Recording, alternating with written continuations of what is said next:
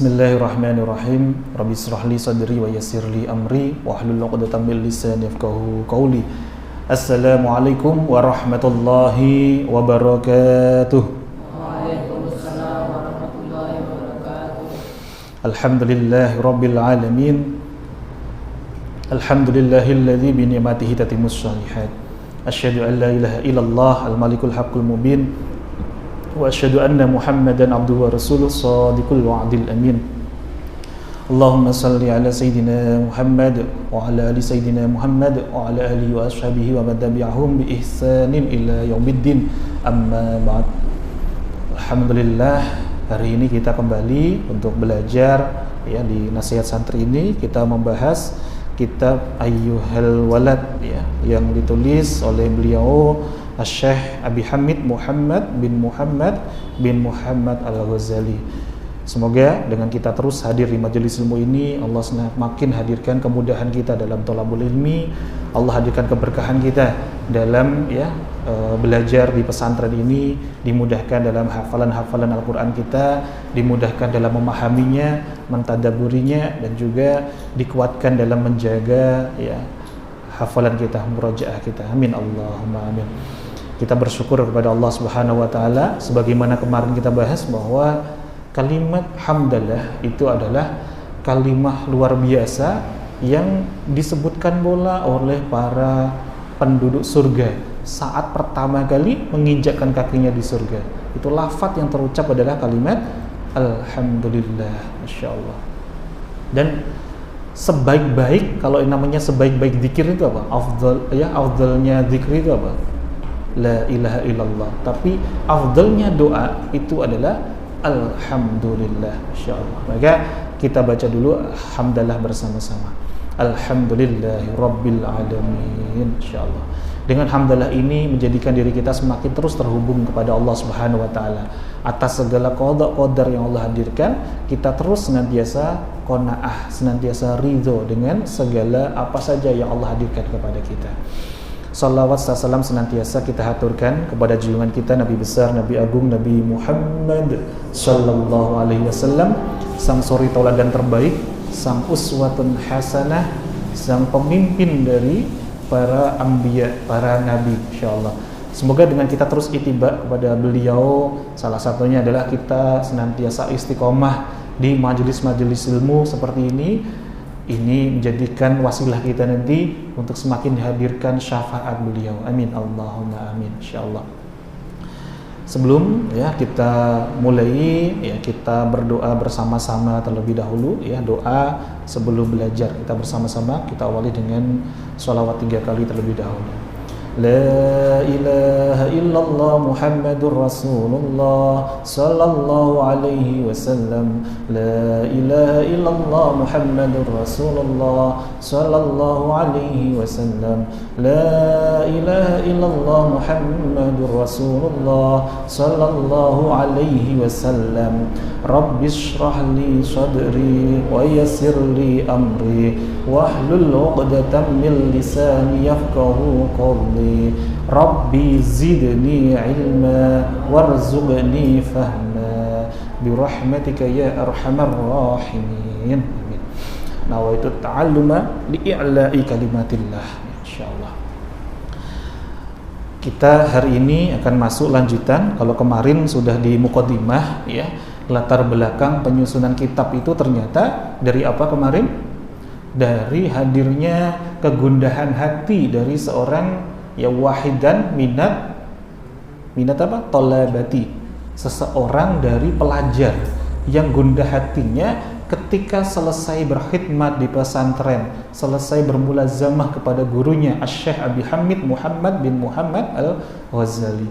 Beliau ingin sekali dari bertahun-tahun itu mengabdi, belajar, ingin mendapatkan satu intisari dari bertahun-tahun beliau itu belajar di pesantren, sehingga itu menjadikan kegembiraan saat nanti di alam kubur, menjadikan bekal nanti saat di akhirat, dan menjadikan salah satu amalan-amalan rahasia yang benar-benar dijalankan oleh sang wahid, sang pelajar tadi, insyaallah. Maka kitab sederhana ini, kitab Ayyuhal Walad ini adalah salah satu ringkasan intisari dari berbagai kitab dan juga berbagai pelajaran yang ditempuh bertahun-tahun. Maka meskipun kitab ini mungkin tidak tebal, tapi kitab ini penuh dengan makna yang apabila kita sungguh-sungguh mempelajarinya, mentadabburinya, memahaminya, insya Allah kita pun akan dapatkan keberkahan, insya Allah. Dan di setiap kitab, para musannif, para mu'allif itu selalu mengawali kitab itu dengan lafaz apa? Bismillahirrahmanirrahim. Kemudian Alhamdulillah. Kalau kemarin kita sedikit menyinggung, kenapa kok Bismillah itu ya, Masya Allah.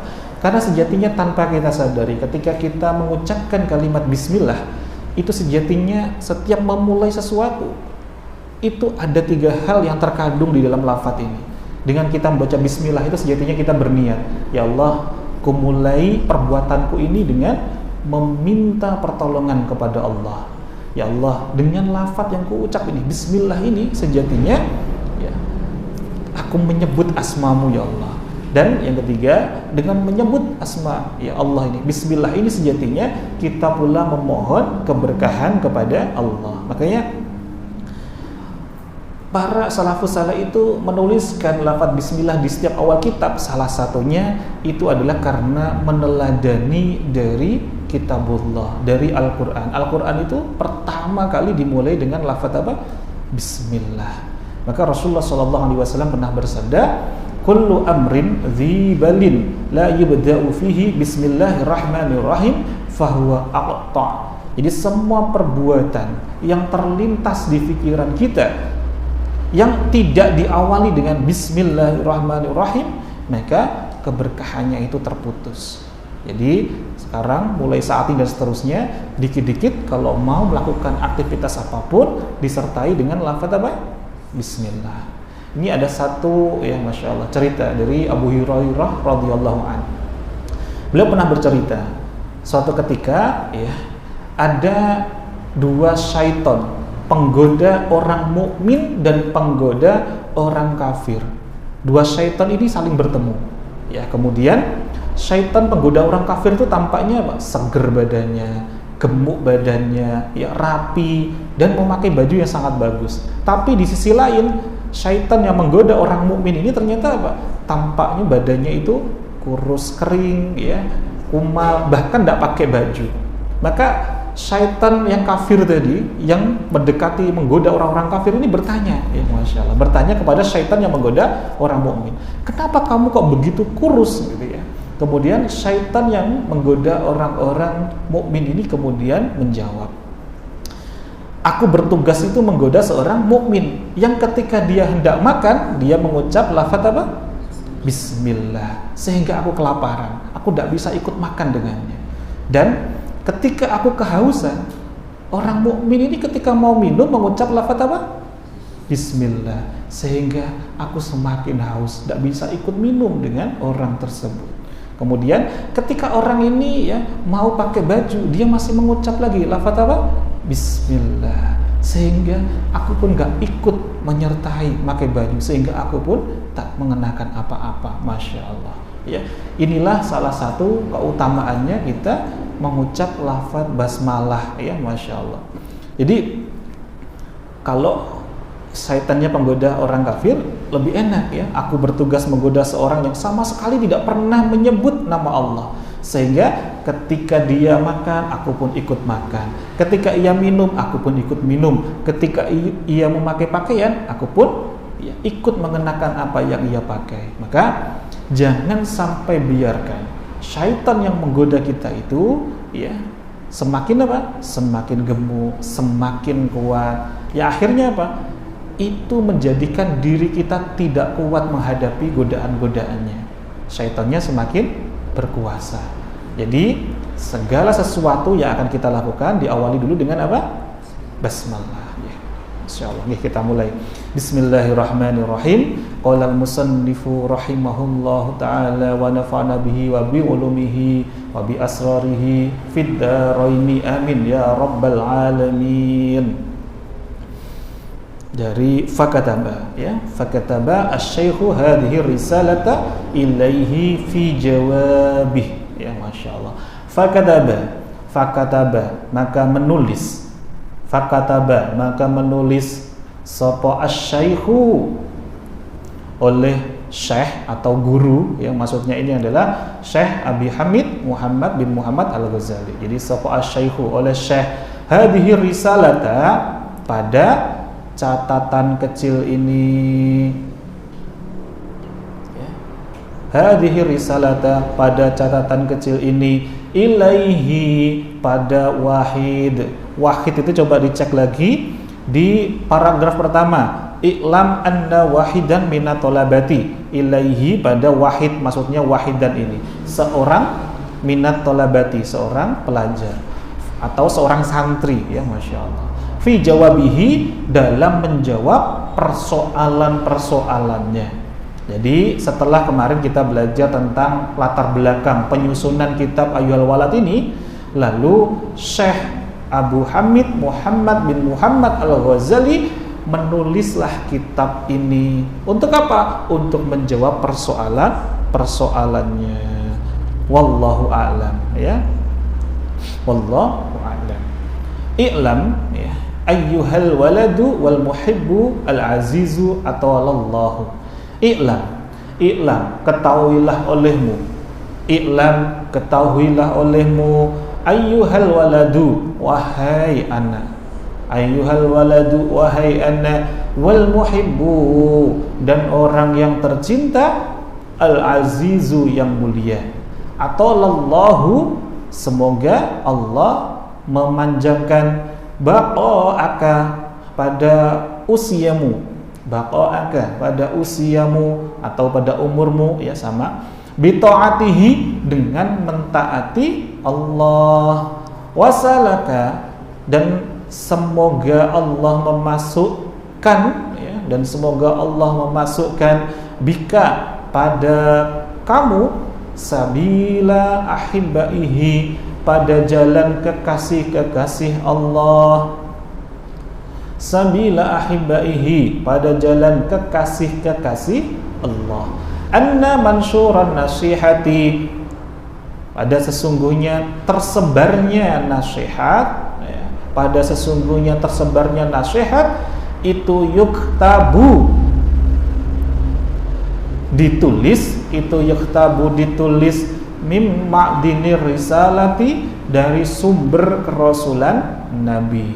Jadi nasihat yang pertama dari Imam Ghazali kepada santri yang sangat disayang ini, beliau mengucap, ketahuilah wahai anakku, ya, ketahuilah wahai anakku, anak yang tercinta, masya Allah, ini yang sangat disayang oleh, ya, Imam Ghazali. Ketahuilah anakku yang tercinta, ya, masya Allah, al-azizu, yang mulia, atallallahu, semoga Allah memanjangkan baqa'aka, pada usiamu. Jadi sebelum menjawab, seorang guru ini yang masya Allah memberikan tauladan yang luar biasa. Apa? Ya, ini memberikan doa terlebih dahulu, dan juga menyeru dengan seruan yang sangat lembut sekali kepada santrinya, kepada santri kesayangannya. Ketahuilah wahai anakku yang tercinta, yang mulia, semoga Allah selalu memanjangkan umurmu dalam taat kepada Allah, dan semoga Allah, ya, menunjukkan kepadamu jalan kekasih-kekasihnya. Nah, ini baru nasihat yang pertama. Anna mansuran nasihati yuktabu mim ma'dinir risalah. Nasihat, ya, jadi sesungguhnya nasihat yang tersebar itu telah tertulis dalam intisarinya risalah Nabi Muhammad Sallallahu Alaihi Wasallam.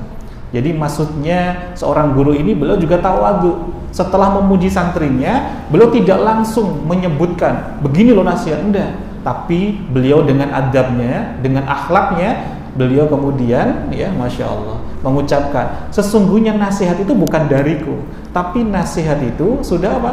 Ada, tersebar nasihat itu, intisarinya adalah langsung dari siapa? Baginda Nabi Muhammad Sallallahu Alaihi Wasallam.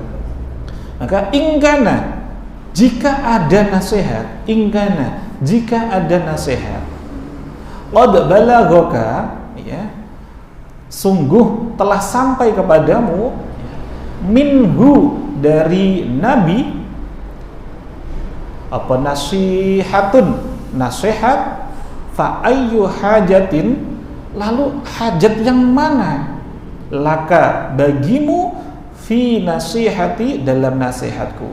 Maksudnya begini ya, dari in kana qad balaghaka minhu nasihatun fa ayyu hajatin laka fi nasihati. Jadi apabila nasihat Nabi telah sampai kepadamu, ya, maka nasihatku mana lagi yang kamu butuhkan. Masya Allah. Ini tawaduknya seorang guru yang sangat luar biasa. Ketika murid, santri minta nasihat, kemudian guru tadi apa dulu? Memuji dulu santrinya, ya kan? Wahai anakku, ya, santriku, anakku yang tercinta, anakku yang aziz, yang mulia, semoga Allah memanjangkan umurmu, semoga Allah, ya, menjadikan kau tuh dalam ketaatan, semoga engkau dimasukkan oleh Allah dalam barisan kekasih-kekasihnya. Kemudian apa? Nasihat itu sudah banyak, nasihat itu sudah tersebar, ya, di mana-mana, yang tertulis, dan intisarinya tadi ternyata dari mana? Dari Nabi Muhammad SAW. Jadi apabila nasihat Nabi itu telah sampai kepada kalian, maka nasihat mana lagi dariku yang kamu butuhkan? Artinya kalau sampai ada nasihat dari Nabi itu sudah sampai kepada kalian, para hadis sudah masuk, ya, hadis-hadis sudah masuk kepada kalian, maka gugur nasihat-nasihat dari para guru. Kemudian dilanjutkan oleh Imam Ghazali, wa illam yablughka faqul limadza hasalta fi hadhihi sinina madiyati. Wa illam, ya, wa illam yablughka, dan jika tidak sampai kepadamu, ya, dan jika tidak sampai kepadamu, maksudnya ini yang tidak sampai apa? Nasihat, ya. Dan jika tidak sampai kepadamu, faqul, maka katakanlah, fakul, maka katakanlah, li, padaku. Jadi jika tidak sampai sebuah nasihat dari Nabi itu, ya, Masya Allah, dari Rasulullah SAW itu kepadamu, maka katakanlah kepadaku. Jadi sampaikanlah kepada seorang guru. Madza hasalta fi hadhihi sinina al-madiyati, ya, madza, apa, hasalta, yang telah kamu peroleh, madza, apa, hasalta, yang telah kamu peroleh, fi hadhihi sinina, di tahun-tahun ini, al-madiyati, yang telah lalu, ya. Jadi jika belum sampai kepadamu sebuah nasihat dari Rasulullah SAW, katakanlah kepadaku apa yang telah kamu peroleh di tahun-tahun sebelumnya. Maksudnya apa? Di tahun-tahun ketika masih belajar bersama Imam Ghazali. Katakanlah apa yang sudah kamu dapatkan di sini. Nah, jadi ini caranya guru, tidak langsung menjelaskan to the point, tapi dipancing dulu seberapa kedalaman ilmu yang didapat ketika belajar kepada guru selama di pesantren. Jika ada kelebihannya sudah alhamdulillah, jika masih banyak kekurangannya, maka guru bersedia untuk menambahi kembali dari apa-apa yang sudah difahami selama di pesantren. Jadi inti dalam nasihat yang pertama ini adalah apa? Sumber dari segala sumber nasihat itu adalah dari Rasulullah Sallallahu Alaihi Wasallam. Jadi kalau sampai ada hadis, ya, Masya Allah, sudah masuk kepada kita mengenai persoalan hidup kita, maka pegang kuat-kuat, karena itulah sejatinya nasihat yang inti, yang masuk, yang bisa kita amalkan. Masya Allah. Adik-adikku, santri-santri yang dimuliakan, disayang oleh Allah Subhanahu wa Ta'ala, maka ada satu hadis yang saya tambahkan di majelis ilmu ini. Kalau nanti yang ayyuhal walad min jumlati mana sahabi Rasulullah, ya, ini nanti sudah nasihat yang kedua, itu nanti di pertemuan yang akan datang. Tapi di sini kita tambahkan, ya, ada satu nasihat yang tentunya kalau bersumber dari Rasulullah, ini menjadi apa tadi? Intisari dari sebuah nasihat. Karena sumber nasihat itu tadi dari mana? Dari Rasulullah Sallallahu Alaihi Wasallam. Saya tambahkan sebuah hadis, ya. Ini hadis dari Rasulullah Sallallahu Alaihi Wasallam. Ini juga masuk dalam hadis Arba'in Nawawi nomor 10. Hadis riwayat Bukhari nomor 10. Nanti teman-teman juga bisa buka kitab Arba'in Nawawinya, ya. Tapi paling tidak di sini kita bedah perlahan-lahan dari hadis ini. An Abi Hurairah radhiyallahu anhu qala, dari Abu Hurairah radhiyallahu anhu ia berkata, qala Rasulullah sallallahu alaihi wasallam. Jadi Rasulullah sallallahu alaihi wasallam pernah bersabda. Apa sabda beliau? Innallaha ta'ala tayyibul la yaqbalu illa tayyiba. Sesungguhnya Allah itu baik, ia tidak mau menerima kecuali yang baik. Jadi Allah itu maha baik. Allah itu hanya menerima atas apa? Semua amal kita, kegiatan kita, perbuatan kita yang baik-baik saja. Wa innallaha amaral mu'minina bima amara bihil mursalin. Dan sesungguhnya Allah telah memerintahkan kepada orang-orang mukmin, ya Masya Allah, seperti yang telah ia perintahkan kepada para rasul. Faqala ta'ala, dan di sini Allah juga berfirman. Kalau ini di hadis riwayat Bukhari nomor 13 ini, yang pertama ini firman Allah, Quran surah Al-Mu'minun ayat 51. A'udzu billahi minasyaitonir rajim. Bismillahirrahmanirrahim. Ya ayyuhar rusul kulu minat tayyibati wa'malu sholihan. Wahai para rasul, makanlah dari segala sesuatu yang baik dan kerjakanlah amal yang soleh. Ini nasihat pertama kepada para rasul. Yang pertama apa ini? Makanlah dari sesuatu yang sangat sederhana. Dari makan saja ini sangat penting bagi para rasul. Agar apa? Setiap lisan, setiap perbuatan ya para rasul ini mudah tersampaikan, mudah didengar oleh para umat-umatnya. Sebelum mengerjakan amal soleh, apa harus diperhatikan tadi? Makannya terlebih dahulu. Kita lanjutkan dari wa qala ta'ala, dan Allah juga berfirman, a'udzu billahi minasyaitonir rajim. Ya ayyuhalladzina amanu kulu min thayyibati ma razaqnakum. Wahai orang-orang yang beriman, makanlah dari apa-apa yang baik yang telah kami berikan kepadamu. Ini Quran surah Al-Baqarah ayat 172. Lagi-lagi Allah memberikan pesan khusus spesial. Apa tadi tentang apa? Makan. Kemudian Rasul melanjutkan hadisnya. Tsumma dzakarar rajula. Kemudian beliau menceritakan kisah tentang ar-rajula, seorang laki-laki. Yutilus safara asy'atha aghbara, yang melakukan perjalanan jauh, rambutnya sampai kusut dan berdebu. Yamuddu yadayhi ilas sama. Kemudian seorang laki-laki yang safar tadi apa? Menengadahkan kedua tangannya.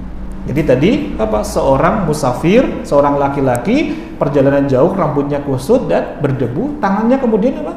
Tengadah ke atas.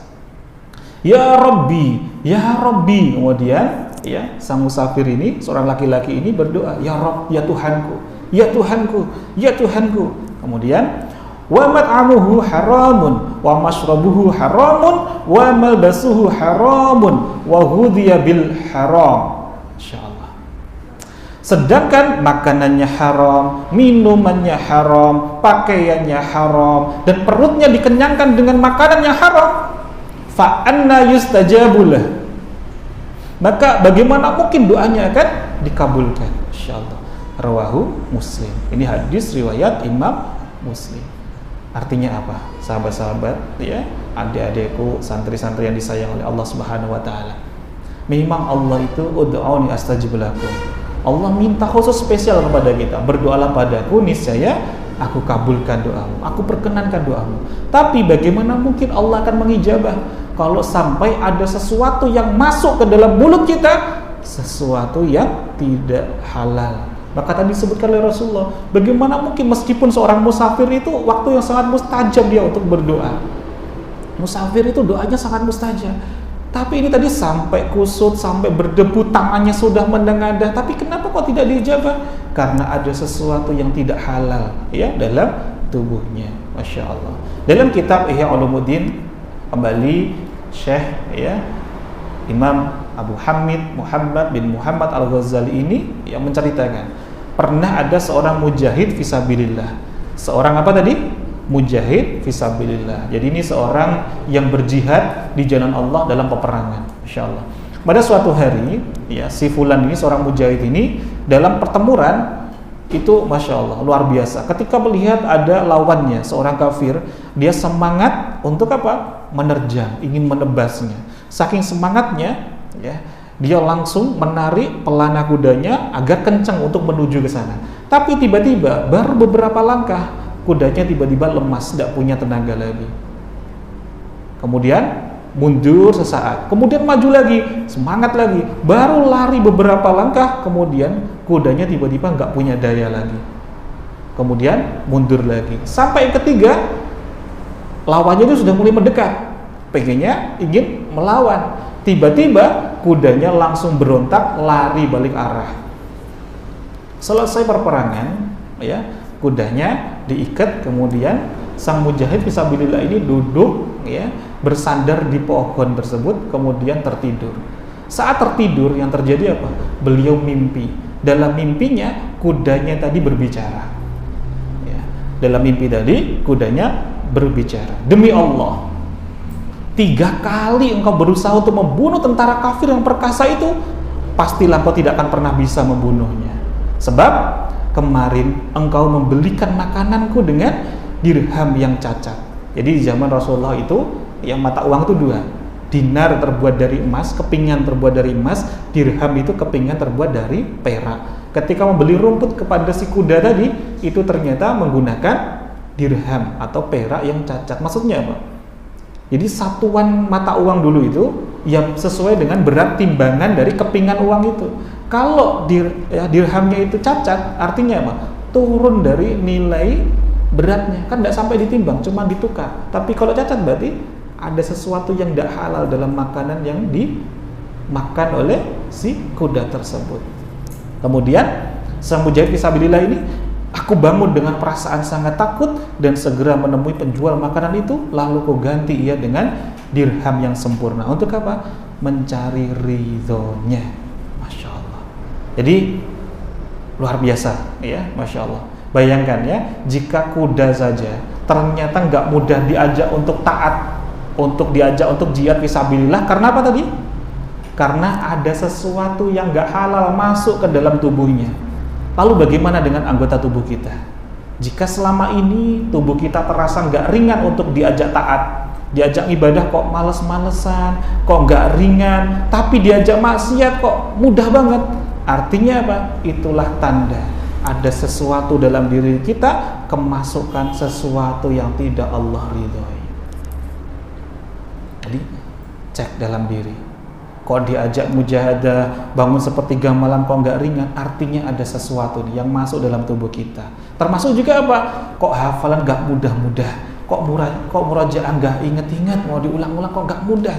Artinya telah bercampurnya ada sesuatu yang masuk ke dalam tubuh kita. Masya Allah. Para santri, ada yang pernah dengar kisah tentang sahabat Nabi bernama Sa'ad bin Waqqas enggak kira-kira?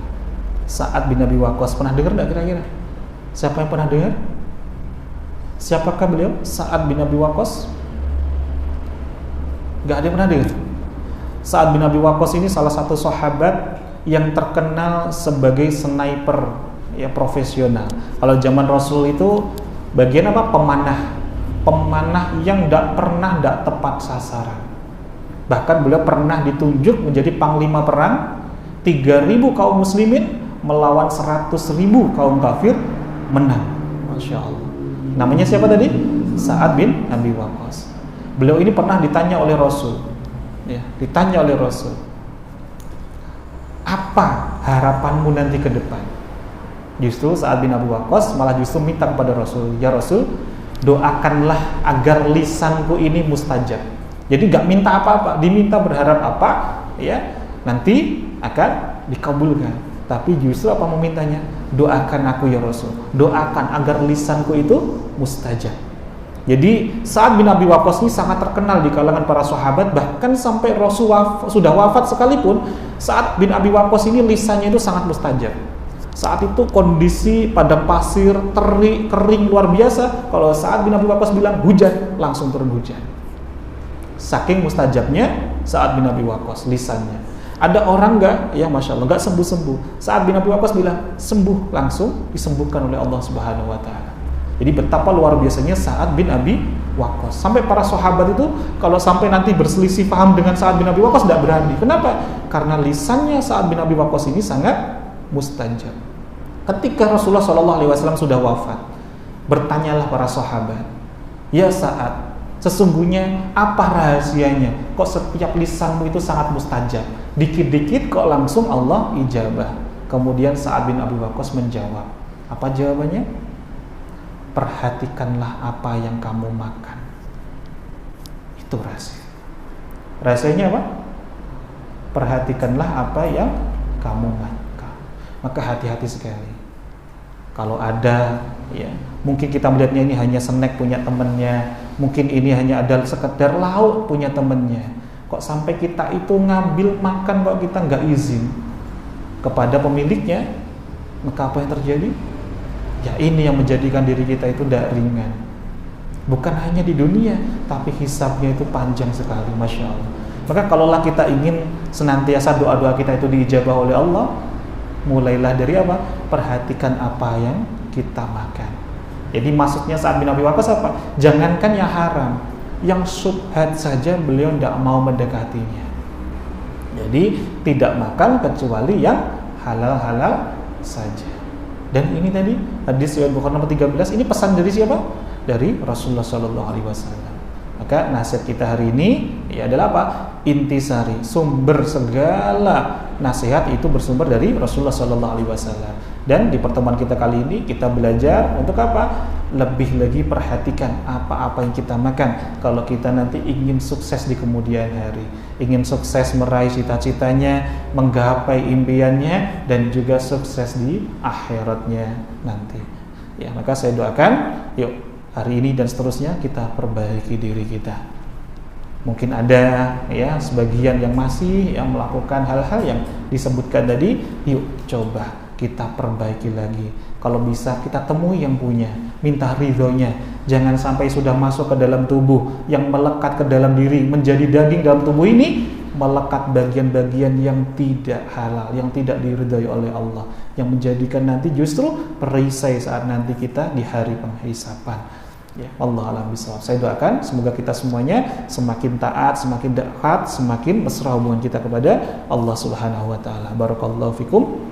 Kita tutup nasihat santri kita hari ini dengan mengucap hamdalah dan doa ya dengan membaca wal asri 3 kali dan doa kafaratul majlis bersama-sama. Alhamdulillahirabbil alamin. Bismillahirrahmanirrahim. Wal asri innal insana lafi khusrin illa alladzina amanu wa 'amilus shalihati wa tawashaw bil haqqi wa tawashaw bis sabr. Bismillahirrahmanirrahim. Wal asri innal insana lafi khusrin illa alladzina amanu wa 'amilus shalihati wa tawashaw bil haqqi wa tawashaw bis sabr. Bismillahirrahmanirrahim.